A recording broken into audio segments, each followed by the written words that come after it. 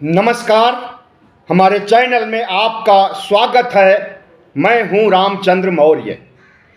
साथियों, 19 अप्रैल को हुए प्रथम चरण के चुनाव की आहट को देखते हुए न सिर्फ प्रधानमंत्री नरेंद्र मोदी बौखला गए हैं, बदहवास की स्थिति में आ गए हैं और अनर्गल प्रलाप कर रहे हैं, बल्कि आरएसएस भी सदमे में है और 100 साल पूरा होने के लिए जश्न जो मनाया जाने वाला था उसे रद्द कर दिया है। आरएसएस की स्थापना हिंदू राष्ट्र बनाने के लिए 1925 में की गई थी। आज 2025, अगले साल 100 साल पूरे होने वाले थे और आरएसएस इसे बड़े पैमाने पर इसे उत्सव बना करके, इवेंट बना करके मनाने वाला था और उसके लिए लंबे अरसे से तैयारियां चल रही थी। लेकिन जब आरएसएस को पता चला कि संविधान खत्म नहीं किया जा सकेगा, लोकतंत्र खत्म नहीं किया जा सकेगा, हिंदू राष्ट्र नहीं बनाया जा सकेगा 2025 में, तो उसने अपने 100 साल के जश्न को ही रद्द कर दिया है। आप समझ सकते हैं कि कितनी बड़ी कुंठा, कितनी बड़ी निराशा आरएसएस, भारतीय जनता पार्टी, नरेंद्र मोदी, अमित शाह और मोहन भागवत के अंदर है। और इसी निराशा, हताशा, बदहवास की स्थिति में नरेंद्र मोदी आ गए हैं कि कांग्रेस के खिलाफ अनर्गल प्रलाप कर रहे हैं, झूठे आरोप लगा रहे हैं। प्रधानमंत्री नरेंद्र मोदी ने बांसवाड़ा, राजस्थान की जनसभा में कहा कि कांग्रेस पार्टी मुसलमानों को जो ज़्यादा बच्चा पैदा करते हैं उनको आपकी संपत्ति, देश की संपत्ति सौंपना चाहते हैं। मुसलमानों को के बारे में उस समय के यानी 2006 के प्रधानमंत्री नरसिंह राव ने कहा था कि मुसलमानों का पहला हक बनता है इस देश की संपत्ति पर। लेकिन प्रधानमंत्री नरेंद्र मोदी सरासर झूठ बोल रहे हैं। इस देश की संपत्ति पर मुसलमानों की हक की बात तो कही थी मनमोहन सिंह ने, लेकिन सिर्फ मुसलमानों के हक की बात नहीं की थी, बल्कि उन्होंने ओबीसी, एससी, एसटी, माइनॉरिटी मतलब अल्पसंख्यक, यानी पिछड़े, दलित, आदिवासी, अल्पसंख्यक का पहला अधिकार बनता है इस देश की संपत्ति पर। यह बात कही थी पूर्व प्रधानमंत्री मनमोहन सिंह ने, और इसको गलत ढंग से पेश कर रहे हैं हमारे आज के प्रधानमंत्री नरेंद्र मोदी और इस देश की जनता को गुमराह कर रहे हैं। इतना ही नहीं, उनका कहना है कि जो सोच मनमोहन सिंह की थी उस सोच को चरितार्थ कर रहे हैं कांग्रेस के लोग, और वे महिलाओं की, आपके परिवार की संपत्ति को, सोने को चेक करना चाहते हैं, उसे उसकी निगरानी करना चाहते हैं और उस संपत्ति को घुसपैठियों को दे देंगे, जो ज़्यादा बच्चे पैदा करते हैं उनको दे देंगे आपकी संपत्ति को। और यहाँ तक कि आपके मंगल सूत्र पर भी खतरा है। माताओं, बहनों, कांग्रेस से सावधान हो जाइए, वे आपका मंगल सूत्र भी बेच देंगे।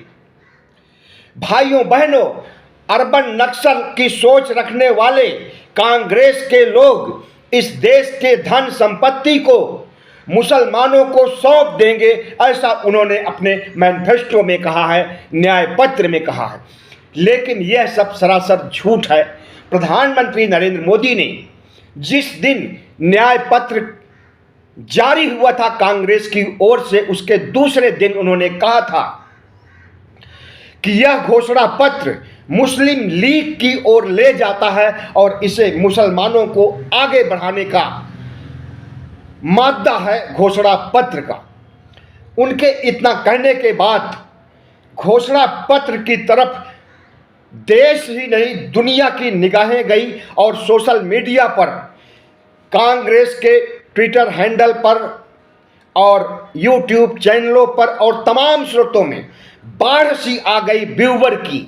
और दुनिया भर के लोगों ने देखा, भारत के लोगों ने देखा कि कांग्रेस का घोषणा पत्र ऐसा कुछ नहीं कह रहा है कि मुसलमानों को बढ़ावा दिया जाएगा या मुसलमानों को आपकी संपत्ति सौंप दी जाएगी, ऐसा कुछ भी नहीं है।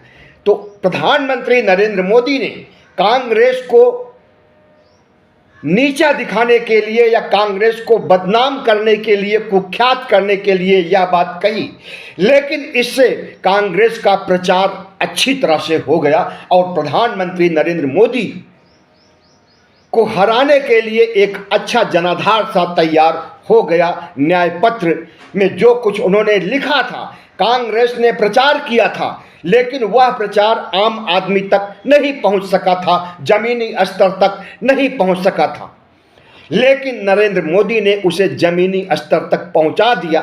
और जब न्याय पत्र की हकीकत का पता चला इस देश की जनता को, तो जनता ने जो 19 अप्रैल को वोट दिया वह सब इंडिया और कांग्रेस के पक्ष में दिया। आमतौर पर जब नरेंद्र मोदी के पक्ष में वोट पड़ते हैं तो मत प्रतिशत बहुत आगे बढ़ जाता है, लेकिन 19 अप्रैल को मत प्रतिशत 2019 की अपेक्षा कम हुआ है, 4-5% कम हुआ है मतदान 2019 की अपेक्षा। इससे यही लगता है कि अगर 2019 का आंकड़ा पार कर जाता तब यह लगता कि प्रधानमंत्री नरेंद्र मोदी की लहर है और वह तीसरी बार शपथ लेने जा रहे हैं, 400 सीट पार करने जा रहे हैं, 370 पार करने जा रहे हैं, लेकिन मत प्रतिशत घट करके 4-5% यह साबित कर दिया कि कांग्रेस के वोटर निकले वोट देने के लिए, लेकिन बीजेपी के कट्टरपंथी सोच वाले वोटर नहीं निकले। बीजेपी ने जो लोक लुभावन बातें कही, जो गारंटियां दिया, और मोदी का चेहरा इतना फ्लॉप हो गया कि उनके वोटर नहीं निकले। 10 साल की महंगाई, 10 साल की बेरोजगारी, 10 साल की एंटी इनकम्बेंसी से प्रधानमंत्री नरेंद्र मोदी हार की ओर बढ़ रहे हैं और इंडिया गठबंधन जीत की ओर बढ़ रहा है।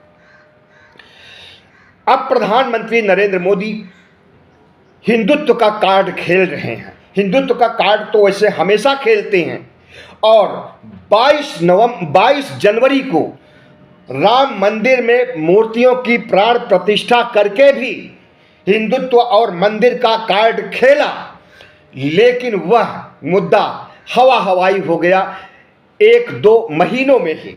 आज कोई राम मंदिर का नाम नहीं ले रहा है, आज कोई रामलला का नाम नहीं ले रहा है। आज अगर नाम ले रहा है तो महंगाई का नाम ले रहा है, बेरोजगारी का नाम ले रहा है, चुनावी चंदे के घोटाले का नाम ले रहा है, प्रधानमंत्री नरेंद्र मोदी के भ्रष्टाचार का नाम ले रहा है। जो भारतीय जनता पार्टी कहती थी कि हमारे राज में 10 साल तक कोई भ्रष्टाचार नहीं हुआ, आज वही पार्टी सबसे बड़ी भ्रष्टाचारी साबित हुई है। चूंकि भारतीय जनता पार्टी सत्ता में है, इसलिए इसके खिलाफ सीबीआई, ईडी, आईटी आगे नहीं बढ़ रही है, जांच पड़ताल नहीं कर रही है। लेकिन जब इनकी हार होगी तो भारतीय जनता पार्टी के दुनिया के नंबर 1 घोटाले, चुनावी चंदे के घोटाले, हफ्ता वसूली के घोटाले की भी जांच होगी और होनी भी चाहिए। और नरेंद्र मोदी और भारतीय जनता पार्टी के शीर्ष नेताओं को इसका दंड मिलना चाहिए। जिस तरह से नरेंद्र मोदी विपक्ष को दंडित कर रहे हैं, विपक्ष के नेताओं को अपनी पार्टी में मिलाने के लिए सीबीआई, ईडी, आईटी का इस्तेमाल कर रहे हैं और भ्रष्टाचार के बहाने उन्हें जेल भेज रहे हैं। दो दो मुख्यमंत्रियों को भेजा, तमाम सांसदों को भेजा, तमाम कद्दावर नेताओं को भेजा। ठीक इसी प्रकार से नरेंद्र मोदी और भारतीय जनता पार्टी के खिलाफ भी यही सीबीआई, ईडी, आईटी काम करेगी 4 जून के बाद। और इसकी आहट इन्हें मिल गई है, इन्हें लग गया कि हार होने वाली है, इसलिए आरएसएस ने अपने 100 साल के जश्न को मना कर दिया, नहीं करेगा। और दूसरी बात, इसी बीच गृह मंत्रालय में आग लग जाती है। आग लग जाती है या आग लगाई जाती है? हमें तो लगता है कि आग लगाई गई है। पिछले तमाम भ्रष्टाचार और घपलों की फाइल में आग लगाई गई है गृह मंत्रालय में। 19 अप्रैल को इलेक्शन होता है, उसके बाद आग लग जाती है। आरएसएस में भी आग लग जाती है और गृह मंत्रालय में भी आग लग जाती है और पूरे भगवा गैंग में भी आग लग जाती है। प्रधानमंत्री नरेंद्र मोदी की दुनिया की नंबर 1 पार्टी में भी आग लग जाती है और वे आग उगलने लगते हैं कांग्रेस के खिलाफ, इंडिया गठबंधन के खिलाफ। और जिस तरह से प्रधानमंत्री नरेंद्र मोदी अब जो भी पत्ते खोल रहे हैं, जो भी चाल चल रहे हैं, हर एक में फ्लॉप हो रहे हैं। कांग्रेस के घोषणा पत्र को मुस्लिम लीग से जोड़ा, उसमें कच्चा खा गए कि कांग्रेस का तो प्रचार हो गया। लेकिन प्रधानमंत्री की नीयत के बारे में जब इस देश की जनता ने देखा कि न्याय पत्र में तो ऐसा कुछ है ही नहीं जो कि मुसलमानों के अनुकूल हो, हिंदुओं के खिलाफ हो, तब इस देश की जनता को पता चला न्याय पत्र के अंदर क्या है। और उसके बाद फिर इंडिया गठबंधन कांग्रेस को वोट देने का मन बनाया और आता है 19 अप्रैल और कांग्रेस के मतदाता उसे भरपूर समर्थन देते हैं, वोट देते हैं और भारतीय जनता पार्टी के समर्थक घर बैठ जाते हैं। यही वजह है कि मतदान का प्रतिशत कम रहा। भारतीय जनता पार्टी जिस तरह से चुनाव जीतना चाहती है, आज की तिथि में हमें लगता है कि हर इसके हथकंडे उल्टे ही पड़ेंगे,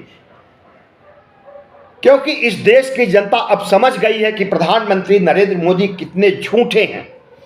अगर वे मनमोहन सिंह को गलत बता करके, कांग्रेस पार्टी को गलत बता करके सवाल उठा रहे हैं, तो उस गलती का जो प्रधानमंत्री नरेंद्र मोदी ने जनसभाओं में उठाया है, उसकी असलियत का पर्दाफाश भी कांग्रेस पार्टी और इस देश की वैकल्पिक सोशल मीडिया से मतलब हमारा यूट्यूब चैनल और सोशल मीडिया से है। इन्होंने प्रधानमंत्री नरेंद्र मोदी के इस कथन का कि कांग्रेस पार्टी ने मुसलमानों को पहला हक देने के लिए सारी संपत्तियां लुटा दी, इसका भंडाफोड़ कर दिया है और यह बता दिया है कि सिर्फ मुसलमानों का हिस्सा होने की बात नहीं कहा था, बल्कि प्रधानमंत्री नरेंद्र मोदी ने इसका गलत इस्तेमाल किया है। और वास्तविकता यह है कि ओबीसी, एससी, एसटी और माइनॉरिटीज की बात कही थी पूर्व प्रधानमंत्री मनमोहन सिंह ने। तो इस तरह से भारतीय जनता पार्टी जिस रास्ते पर बढ़ रही है, चुनाव प्रचार के जो जो एजेंडे फार्मूले अपना रही है, हर एक में गच्चा खा रही है। प्रधानमंत्री नरेंद्र मोदी से दुनिया तक के लोग भी सहमे हुए हैं।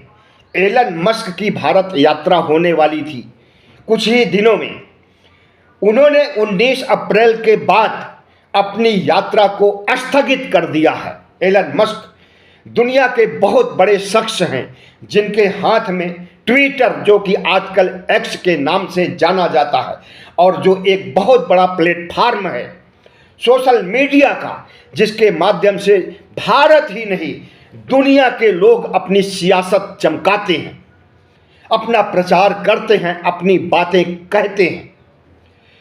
तो उस सोशल मीडिया के मालिक एलन मस्क ने 19 अप्रैल के बाद भारतीय जनता पार्टी की बदहवासी, भारतीय जनता पार्टी की हारती हुई या डगमगाती हुई नैया को देख करके उन्होंने आने के लिए मना कर दिया। और उसकी वजह है, उनके ना आने की वजह है कि Bharatiya Janata party Elon Musk के ऊपर दबाव डाल करके तमाम से ऐसी एक्स पोस्ट को ब्लॉक करा दिया, हटा दिया, तमाम से ऐसे एक्स अकाउंट को ख़त्म करवा दिया और अपनी मर्जी के अनुसार सोशल मीडिया का इस्तेमाल करने का भारतीय जनता पार्टी का इरादा यह बताता है कि वह जो अहंकारी और तानाशाही रवैया अपनाए हुए हो उसका प्रचार हो, उसका खुलासा नहीं होना चाहिए। इसीलिए पोस्ट हटवाया गया और पोस्ट हटाने के बाद दबाव बनाया गया एलन मस्क के ऊपर कि पोस्ट हटा दें। पोस्ट हटाने के साथ ही उन्होंने दुनिया को बता दिया कि हमारे ऊपर दबाव डाला चुनाव आयोग ने, भारत सरकार ने विपक्ष के नेताओं की पोस्ट हटाने के लिए। और इससे प्रधानमंत्री नरेंद्र मोदी, भारतीय जनता पार्टी की भारत में ही नहीं दुनिया में थू हुई, इतनी थू हुई कि एलन मस्क ने भारत आने से इनकार कर दिया। तो आज 19 अप्रैल के प्रथम चरण का जो असर देखने को मिल रहा है वह सब भारतीय जनता पार्टी के खिलाफ है। और 19 अप्रैल के बाद इंडिया गठबंधन के हौसले इतने बुलंद हुए हैं कि उसने अपने रांची की रैली में जिस तरह से प्रधानमंत्री नरेंद्र मोदी को घेरा, जिस तरह से संविधान लोकतंत्र को खत्म करने की प्रधानमंत्री नरेंद्र मोदी की नीयति का भंडाफोड़ किया, जिस तरह से भारतीय जनता पार्टी के तमाम नेताओं ने जो बयान दिया था कि हमें 400 पार 370 पार दीजिए, हम संविधान को बदल देंगे, उसका भंडाफोड़ किया, उससे Bharatiya Janata party back foot पर आ गई है। और अब वो सफाई देते फिर रही है कि हम संविधान को खत्म नहीं कर सकते। यहाँ तक कि बाबा साहब डॉक्टर भीमराव अंबेडकर भी आ जाएं तो वो भी संविधान को नहीं खत्म कर सकते हैं। लेकिन जब उन्होंने बाबा साहब का नाम लिया तो इस देश के बहुजन समाज के लोग, ओबीसी, एससी, एसटी के लोग खफा हो गए। खफा तो उसी समय हो गए थे जब संविधान को हटाने की बात भारतीय जनता पार्टी के नेताओं ने चीख चीख करके कहा। रामायण सीरियल में राम की भूमिका निभाने वाला अरुण गोविल जब मेरठ में कहता है कि 400 पार सीट दीजिए, हम संविधान को बदल देंगे। अनंत हेगड़े जब कर्नाटक में कहता है कि 400 पार सीट दीजिए, हम संविधान को बदल देंगे।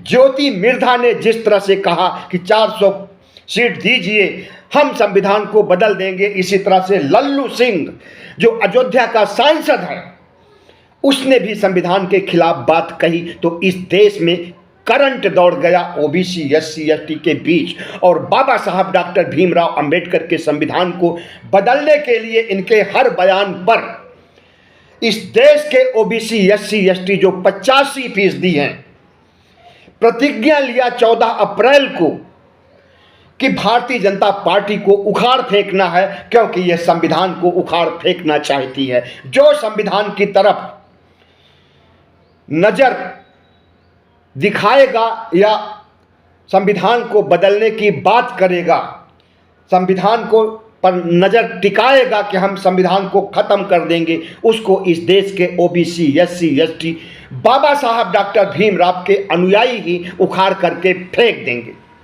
और जब 14 अप्रैल को पूरे भारत से ओबीसी, एससी, एसटी की आवाज आई तो भारतीय जनता पार्टी और आरएसएस सत्ते में आ गई। और उसने जो बयान दिया उस पर किसी को विश्वास नहीं हुआ। उसने यह भी कहा कि बाबा साहब भीमराव अंबेडकर आ जाएं तो वह भी नहीं बदल सकते, लेकिन उसका इस तरह का सफाई देना ही उसके लिए घातक साबित हुआ। और इस देश के बहुजन समाज ने आवाज़ उठाया कि बाबा साहब पर ऐसा कमेंट करने का अधिकार आपको किसने दिया। और बाबा साहब क्या, कोई भी इंसान जो महापरिनिर्वाण प्राप्त कर चुका है, मृत्यु को प्राप्त कर चुका है, न तो वो आ सकता है और न वो कोई काम कर सकता है, न संविधान को बदल सकता है। और डॉक्टर भीमराव अंबेडकर, मान लीजिए कि जिंदा होकर के लौट आते हैं तो वे संविधान को बदलेंगे नहीं, संविधान को हटाएंगे नहीं, संविधान को आगे बढ़ाएंगे। और अभी तो पहले जन्म में उन्होंने सिर्फ मनुस्मृति को जलाया था और संविधान को स्थापित किया था, मनुवाद के संविधान को खत्म किया और अपने संविधान को स्थापित किया था। भारतीय जनता पार्टी के नेता अगर कह रहे हैं कि बाबा साहब आ जाएं, तो बाबा साहब अगर आएंगे तो जो आपके बाकी धर्म ग्रंथ बचे हुए हैं उनको भी फूंक देंगे, चाहे वो वेद हो, चाहे वो उपनिषद हो, चाहे वो पुराण हो, चाहे वो रामायण हो, चाहे वो महाभारत हो, उसकी भी होली जला देंगे, उसकी भी लंका लगा देंगे। डॉक्टर भीमराव अंबेडकर वो चीज़ है। इसलिए उन्हें बुलाने की जरूरत मत कीजिए और उनके नाम पर कोई धमकी मत दीजिए और उनके संविधान के साथ छेड़छाड़ करने के बारे में मत सोचिए। भारतीय जनता पार्टी और आरएसएस इतना हिल गई है संविधान को हटाने और बहुजन समाज के फतवा जारी करने के बाद की एक भी वोट भारतीय जनता पार्टी को नहीं मिलेगा। भारतीय जनता पार्टी को उखाड़ फेंकना है क्योंकि यह संविधान को उखाड़ फेंकना चाहती है। उसके बाद से भारतीय जनता पार्टी आरएसएस इतना बदहवास हो गया कि आरएसएस ने अपने 100 साला जश्न को रद्द कर दिया। समझ में आ गया उसे कि बहुजन समाज की क्या औकात है बाबा साहब के जाने के बाद। और इस देश में जो हमारे 140 करोड़ निवासी हैं उनका संविधान से क्या रिश्ता है, संविधान ने उन्हें क्या दिया है, इस बात को आज बच्चा बच्चा भी जानता है कि पहले मताधिकार का वोट देने का अधिकार नहीं था। ओबीसी, एससी, एसटी को यहां तक कि महिलाओं को भी बाबा साहब डॉक्टर भीमराव अंबेडकर के संविधान ने यह अधिकार दिया है।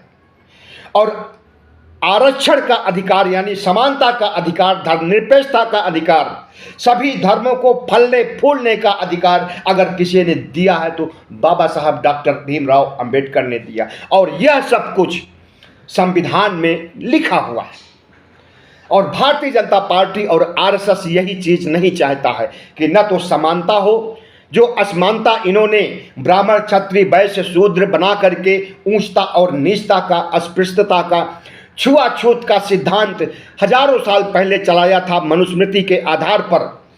ये लोग चाहते हैं कि वो बना रहे और उसी दुनिया में हम फिर से लौट जाएं संविधान को रौंदते हुए। लेकिन इनके एजेंडे का भंडाफोड़ इनके सांसदों ने किया, उसके बाद फिर इनकी हालत खराब हो गई है। और अब ये चुनाव तो हारेंगे भी, आरएसएस में फूट पड़ जाएगी और आरएसएस भी छिन्न भिन्न हो जाएगा। बाबा साहब डॉक्टर भीमराव अंबेडकर का जलवा देखिए, उनके संविधान का जलवा देखिए कि संविधान को हटाने की बात पर ही इतना बड़ा भूकंप आ गया। और जिस दिन ये हटाएंगे ऐसी स्थिति वैसे नहीं आएगी, लेकिन इनकी जो सोच है, मान लीजिए कि ये हटाते हैं तो इस देश में बहुत बड़ा भूकंप आएगा। और इन मनवादियों के पीछे हथियार लेकर के इस देश के बहुजन समाज के लोग पीछे पड़ जाएंगे। उसके बाद ये कहां भाग करके जाएंगे, क्या करेंगे, ये यही जाने। हो सकता है यूरेशिया जहां से आए हैं हमारे देश में और हमारे देश के मूल निवासियों को बंधक बना लिया, उनके ऊपर राज किया, उनके ऊपर मनुवाद को थोप दिया और उसी मनुवाद को आज भी ये आगे बढ़ाना चाहते हैं और संविधान को खत्म करना चाहते हैं, मनुस्मृति को स्थापित करना चाहते हैं। लेकिन याद रखें, अब इस देश के मूल निवासी इतना ताकतवर हो गए हैं कि एक नहीं अनेक मनुवादियों को उनके देश वापस भेज सकते हैं या उन्हें दोयम दर्जे का इंसान बना सकते हैं। बहुत बहुत धन्यवाद। हमारे चैनल को सब्सक्राइब कीजिएगा, लाइक कीजिएगा और शेयर कीजिएगा।